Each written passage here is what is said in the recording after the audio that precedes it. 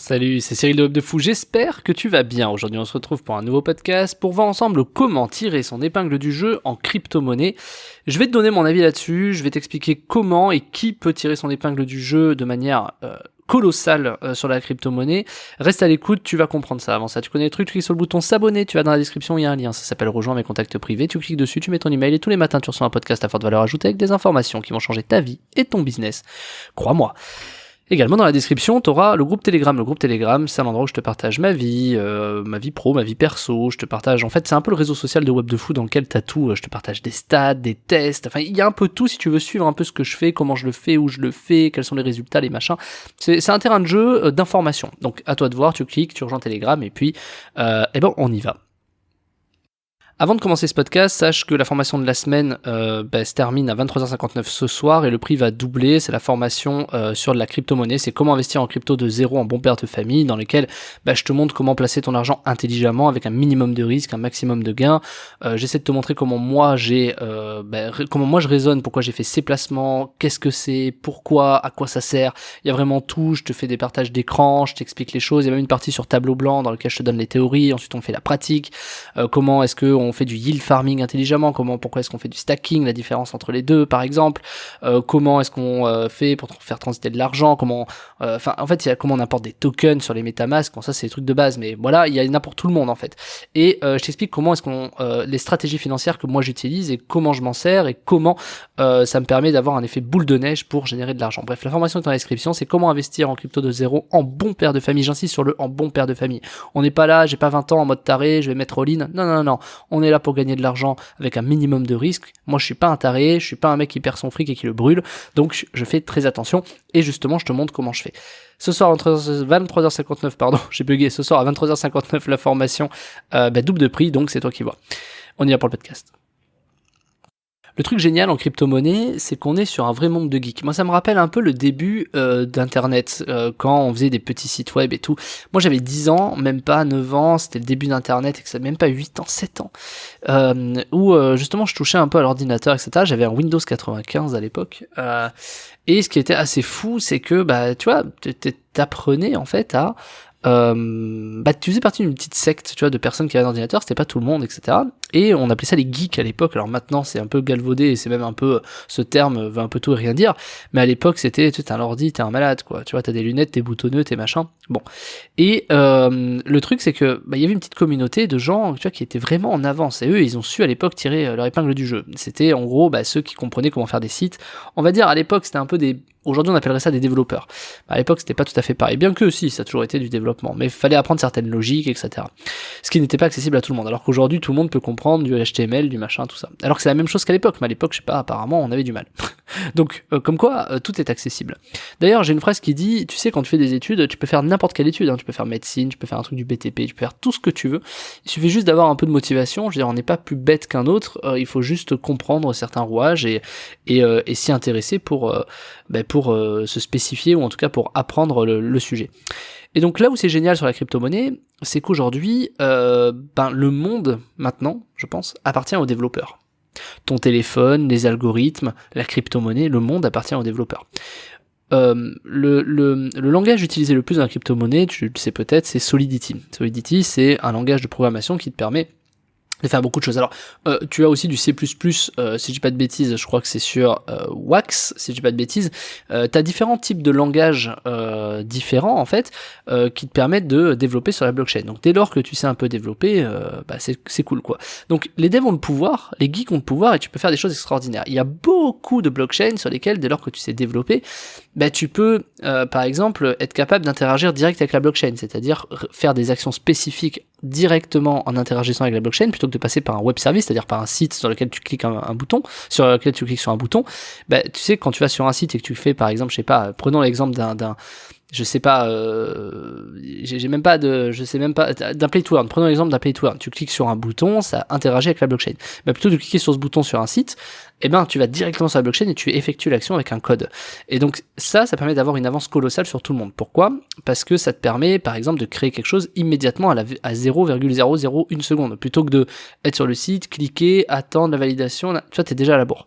Donc très intéressant quand par exemple il y a des drops, c'est-à-dire des gens qui offrent des tokens ou des objets.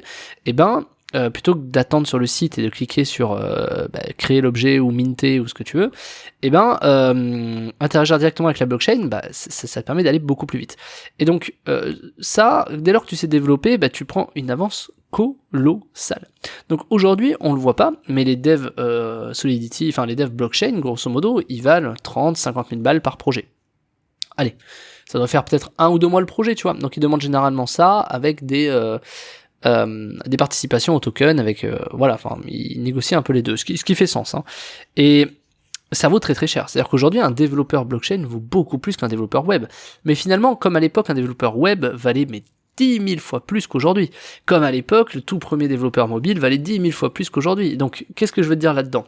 C'est que si tu t'intéresses dès aujourd'hui au développement de la blockchain, pour développer, etc., si tu as un aspect un peu de développement ou que tu as envie de t'y mettre pour vraiment gagner du fric, hein, clairement, juste le fait d'être développeur, tu vas gagner déjà énormément, quoi. Je veux dire, à l'année, tu peux prendre entre 300 000 et 5 millions, tu vois, enfin, juste pour développer des projets, ça dépend comment t'es bon, ça dépend plein de choses, tu vois, et surtout on se l'arrache, parce que c'est une question d'offre et de demande. Mais dans X temps, quand l'offre sera supérieure à la demande, les prix baisseront. Donc, même si les prix baissent, c'est un peu maintenant que ça se joue, c'est-à-dire que c'est maintenant qu'il faut s'y intéresser, c'est maintenant qu'il faut apprendre pour être maintenant sur les marchés, puisque les premiers qui seront sur les marchés, de toute façon, c'est ceux qui resteront dans le temps, qui se feront le réseau, qui auront les contacts, qui auront machin. Les derniers qui arriveront, ils baisseront leur prix, ils essaieront de machin, tout ça.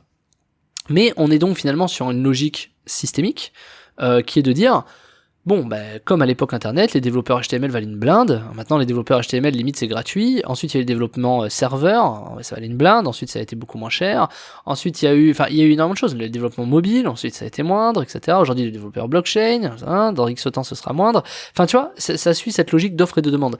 Donc aujourd'hui, tant que peu de gens sont hyper intéressés à la blockchain, c'est-à-dire tant que la capitalisation n'a pas explosé et que Monique, 40 ans avec ses 2 gosses, n'est pas encore sur la blockchain, c'est le moment ou jamais de le faire et de s'y intéresser, puisque à défaut, même si t'arrives tard et que tu dis, le temps que t'apprennes peut-être 1 an ou quoi que ce soit, c'est pas grave, puisque t'auras appris des choses que tu pourras te resservir demain dans d'autres opportunités. Regarde en 15 ans ce qui s'est passé quand même. Il y a dû y avoir, une vingtaine, trentaine d'opportunités entre la pub, entre Facebook, les API, les devs mobiles, les devs serveurs, les devs web, les devs, comment t'appelles ça, les devs graphiques, ou je sais plus comment on dit. Enfin, tu vois, il y a des opportunités, dans 2 ans, ce sera autre chose. Donc c'est pas grave, parce qu'à partir du moment où tu apprends Solidity ou autre, ça te servira toujours. Donc, prenons un autre exemple, c'est les graphistes. Moi, les graphistes, personnellement, j'ai toujours dit, ça sert à rien. Je m'explique. Tu prends une image, tu prends un machin, alors il y a des graphistes qui sont très bons, ok, je vais me faire des ennemis en disant ça, mais moi c'est mon avis, c'était mon avis, les graphistes servent entre guillemets à rien, c'est-à-dire, et c'est important d'avoir des bons graphistes, etc., mais il n'y a pas de puissance, je veux dire, c'est une presta, tu peux pas vraiment développer des trucs extraordinaires avec des graphistes. Autant avec des développeurs web, tu peux imaginer des process, des machins, mais je veux dire, un graphiste, il fait des graphiques, quoi. Enfin, il fait des images, quoi. Tu vois, je veux dire, il n'y a pas de valeur ajoutée si ce n'est visuel. Donc, il n'y a pas de process ou quoi que ce soit. Le truc, c'est que tu regardes maintenant dans les NFT avec la crypto-monnaie, les graphistes ont repris le pouvoir, quoi. Les graphistes ont repris le pouvoir. Genre aujourd'hui, un graphiste, ça s'arrache à peau d'or. Enfin, je sais pas même pas combien. Franchement, je sais pas, mais énormément. Des très bons graphistes.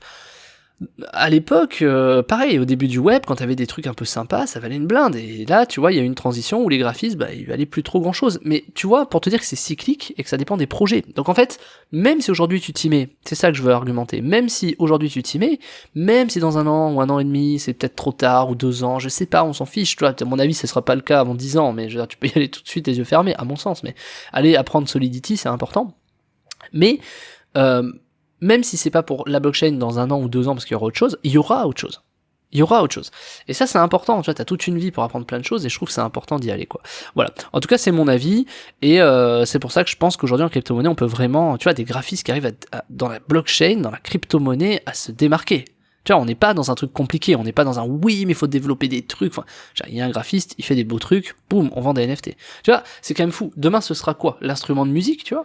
Il y aura une sorte de NFT marketplace musical, tu vois? Je parle pas de graphisme, mais peut-être d'audio, tu vois? Je sais pas. Après, il y aura les trucs pour les monteurs. C'est toujours un peu dans ce process. Pense-y, tu verras. Voilà, écoute, fin de semaine. Je te rappelle une dernière fois que la formation de la semaine, comment investir en crypto de zéro en bon père de famille, est disponible et que ce soir à 23h59, la formation double. Je t'ai expliqué ça en début de podcast, je vais pas le refaire, mais sache que c'est un peu le moment si t'as envie de te former, si t'as envie de comprendre un peu comment ça marche, les écosystèmes, voir un peu ce que c'est, pourquoi il y a des audits, pourquoi il y a des DEX, pourquoi il y a des machins, à quoi ça sert, comment on s'en sert, pourquoi machin. J'ai passé du temps, elle fait quelques heures la formation et il y a ce qu'il te faut pour te faire tes armes tout simplement et également comprendre comment moi je fonctionne, quelles ont été mes stratégies, quelles sont toujours mes stratégies, d'ailleurs c'est toujours les mêmes, enfin là-dessus en tout cas, c'est-à-dire je ne changerai pas peut-être dans quelques temps, mais comment ça fait pour me générer du profit, je te montre tout, je t'ouvre tout, et tu verras tout ça. Donc le lien est en description, ça s'appelle comment investir en crypto de zéro en bon père de famille, et évidemment, en bon père de famille égale on va pas perdre notre thune quand même. On va faire gaffe quoi. On va pas aller cramer notre argent sur des trucs à la con. Non, merci. Donc évidemment, on est là pour placer de l'argent, travailler intelligemment dans des projets sérieux. Je te montre comment déceler des projets sérieux, comment on les recherche. On a une petite partie aussi sur du gambling, c'est-à-dire des projets un peu plus nazes dans lesquels je peux te montrer comment est-ce qu'on peut les retrouver, comment on remonte, comment machin. Enfin, il y en a pour tous les goûts, débutants comme experts, des gens hyper proches de leur argent comme des gens qui sont prêts à claquer, vraiment il y en aura pour tous les goûts. Donc c'est toi qui vois. Comment investir en crypto de zéro mon père de famille, c'est en description. Sur ce, je te souhaite un très bon dimanche. Je sais pas ce que t'as à faire de mieux aujourd'hui que d'apprendre comment marche le nouveau monde de demain. Ciao ciao.